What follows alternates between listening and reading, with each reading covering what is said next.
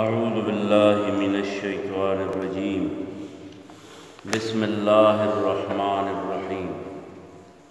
اللهم صل على محمد وعلى آل محمد كما صليت على إبراهيم وعلى آل إبراهيم إنك حميد مجيد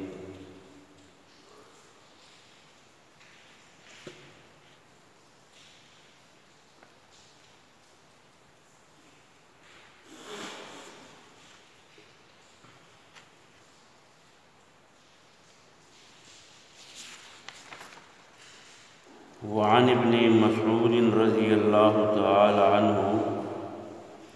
قال إن رجلا أصاب من امرأة قبلة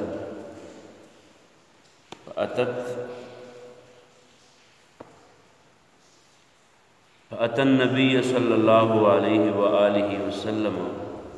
فأخبره فأنزل الله تعالى وأقم الصلاة طرفي النهار وزلفا من الليل إن الحسنات يذهبن السيئات فقال الرجل يا رسول الله صلى الله عليه وآله وسلم ألي هذا قال لجميع أمتي كلهم وفي رواية لمن عمل بها من أمتي متفق عليه. دې سبق کې مونږه مخکې زده کړه چې پنځه وخت مونځ بیا د هغې نه وروسته جمعې مونځ بیا د هغې نه وروسته د روژې د میاشتې روژې نیول دا درې وړه داسې نیک اعمال دي چې د دې په ذریعه الله تعالی د سړي ګناهونه معاف کوي. د یو مونځ نه والا د بل مونځ پورې چې څونه خطاګانې کمزوریانې د سړي نه شوي الله د دې په وجه باندې هغه معاف کوي سړي یا که په دغې ونه شي او د جمعې مونځ نه وروسته د جمعې د مونځ پورې کم ټایم دی او دی د جمعې مونځ په پابندۍ باندې کوي نو الله تعالی ورته د دوو جمعو په منځ کې خطاګانې کمزوریانې معاف کوي او بیا چې په دغې باندې معاف نشي نو د روژې میاشت چې کال راشي د دې روژې او د بلې روژې په منځ کې چې کوم ګناهونه دي شوي نو الله د روژې په وجه باندې هغه ګناهونه سړي ته معاف کړي. په دې حالاتو کې سوال پیدا کیږي چې یاره چې دونه په منځونو باندې معاف کیږي نو بیا دا سزاګانې الله تعالی ولې مقرر کړي دي؟ نو جواب یې دا دی چې څه ګناهونه داسې دي چې هغه لوی لوی ګناهونه دي د هغې الله تعالی حدونه او سزاګانې مقرر کړي دي نو هغه خو د هغې سزا په ذریعه باندې هغه وله کفاره ګرځېږي خو چې کوم ګناهونه داسې دي چې هغه د سزاګانو نه بغیر دي د هغې باندې صرف اخروي سزاګانې دي هغه ګناهونه او هغه صغایر چې دي هغه الله تعالی د مونځ په ذریعه د جمعې د مونځ په ذریعه د روژې د میاشتې د روژو په ذریعه باندې دا سړي ته معاف کوي. دلته یو بل سوال راشي چې یاره که په یو سړي باندې د حد یعنې د سزا د نافذ کولو ګناه یې کړي یو قسم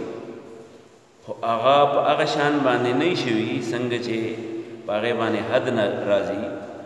نو آیا دا معاف کېږي که نه؟ نو دلته کې یوه قصه نقل کېږي یو واقعه نقل کېږي.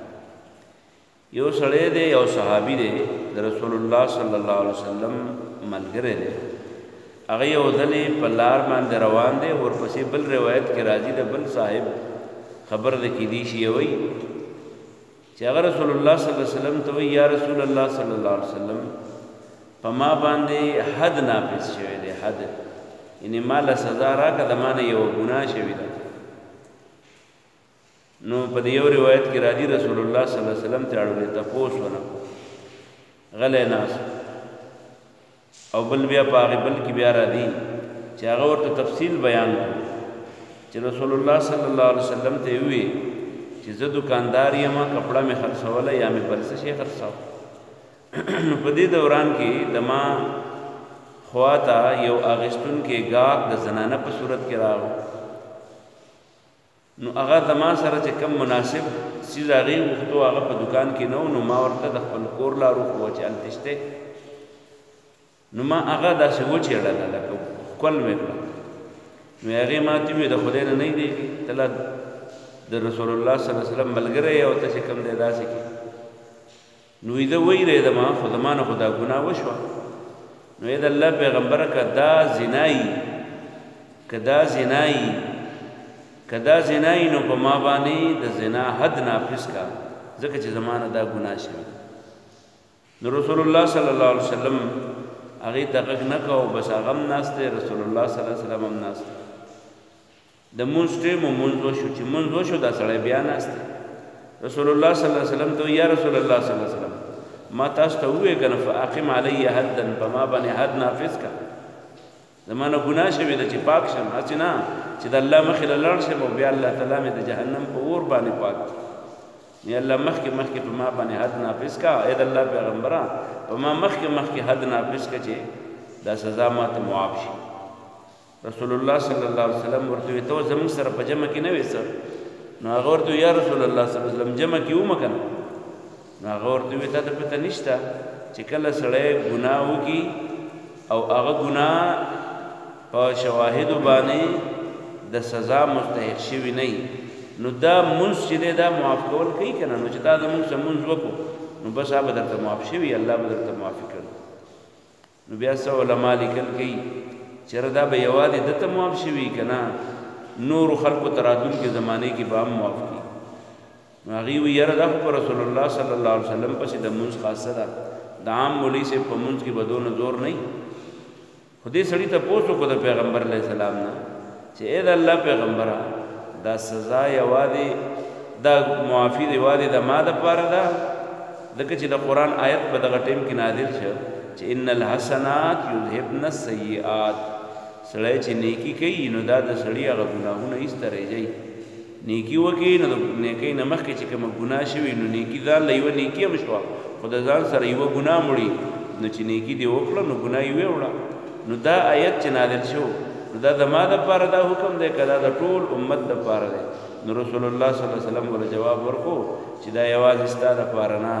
دا زما د امت د هر فرد دپاره چې کله د هغې نه داسې څه کمزوري وشي چې هغه په شواهدو باندې د هغې هغه کمزوري چې دی هغه ثابته نه وي د حد په خپل یو طریقې کار دی د هغې نه علاوه چې د سړي نه داسې خطاګانې کمزوریانې ګناهونه وشي نو مونځ روژه حج زکات او دغه شانې د جمعې مونځونه دا څه کوي دا سړي ته معاف کوي نو په دې وجه باندې په دې احادیثو کې زمونږ استاد لپاره یو دوه خبرې لنډې معلومې شو یو دا چې کمې زنانه دي که نارینه دي واړه دي که غټ دي د هر انسان نه ګناهونه کېږي خو څه ګناهونه داسې چې سړی ښه په قصد کوي او بیا د مرګه پورې په هغې باندې قایم دایم ولاړ یي اړولې د هغې نه توبه ونه باسي نو د دغې ګناهونو کفاره اړولې شته نه الله تعالی به ورله په خپله سزا ورکوي هلته به پاکوي ها چې کوم سړی ګناه تې وشي او دی بیا الله تعالی ته په زارۍ شي مونځ وکړي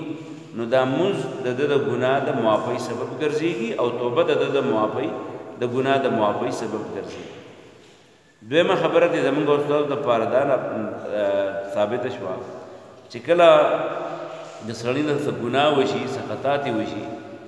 او دا د بل په مخ کې اقرار کوي نو یو د قاضي په مخ کې اقرار دی چې باقاعده په هغه باندې رپورټ شوی او یو چې دی نو عام د خپل ګناه اقرار دی او ځان ملامته کول دی چې ځان یې ملامته کړو دا د ده لپاره توبه شوه رسول الله صلی الله علیه و آله وسلم خپل ملګري ته دا هدایات په دې انداز باندې ورکړه حضرت عبدالله ابن مسعود فرمایي چې یو سړی هغه اصواب من امرأة قبلة یوه اجنبي زنانه وه د هغې سره ملاو شو ویې چړله نو کوږی تې وخوړه نو فأتى النبي صلی الله علیه وسلم نو نبی صلی الله علیه وسلم قال راغی دا صحابي فأخبره نو پیغمبر علیه السلام یې خبر کړه فأنزل الله تعالی نو الله تعالی دا آیت نازل کړ چې واقم الصلاة مونځ قایموئ طرفی النهار د ورځې دواړه طرف ته سهار او مازدیګر وزلفا من الليل او څه نږدې ایسې د شپې ته ماښام او ماسخوتن ان الحسنات ذکر نیکیانی چې دی یذهبن السیئات دا گناهونه رجی. فقال الرجل وسړي ورته یا رسول الله صلی الله علیه وسلم اذا الله پیغمبر علی هذا دا یوازې د ما د پاره دی؟ نو قال هغه ورته نه لجميع امتی دا د ما د ټول امت د پاره دی كلهم هر یو د پاره. وعن انس او د حضرت انس نه روایت دی قال دی وی جاء رجل راغ یو سړی فقال یا رسول الله صلی الله علیه وسلم اذا الله پیغمبر انی اصبت حدا زمانه یو ګناه وشو چې په ما حد نافذ شنو فاقمه علی فما باندې دا حد نافذ کا. قالو نو پیغمبر علیہ السلام ورته وی ولم يسأله عنه او دا غنه دا تاسو ونه کچ څه ګناه ده نشوي ځکه پیغمبر ته جبريل په ذریعہ باندې دا معلوم شوی و چې دنه دا کمزوري شوی ده یا کې دي چې وضاحت ورته کړی. وحضرت الصلاة د مسلم راغی نو صلی مع رسول الله صلی الله علیه وسلم رسول الله صلی الله علیه وسلم سره په جمع منځ وکړو. نو فلما قضى النبي صلی الله علیه وسلم الصلاة کله چې پیغمبر علیه السلام منځ پوره کړ نو قام الرجل غلق بیا پاسېدو فقال وته یا رسول الله صلی الله علیه وسلم اذا الله پیغمبر ما ته ویل کنه چې انی اصبت حدا ما نه یو ګناه شوی چې حد را باندې لازم شوی دی نو فاقم علی فیا نو دغه حد په ما باندې لازم کا ما باندې نافذ کا دا الله دا حکم را باندې نافذ کا. قالو نو پیغمبر علیہ السلام وتوی الیس قد صلیت تاسو منذ ونکو؟ قال نو هغه وتوی نعم ومکو. قال نو پیغمبر علیہ السلام ورته فإن الله قد غفر لك ذنبك الله درته ګناه معاف کړی دا او حدک یا دغه حد درته معاف کړی دی. واخر دعوانا الحمد لله رب العالمين. ربنا تقبل منا انك انت السميع العليم وتب علينا انك انت التواب الرحيم. ربنا اغفر لنا ولاخواننا الذين سبقونا بالايمان. ربنا لا تجعلنا فتنة للقوم الظالمين ونجنا برحمتك.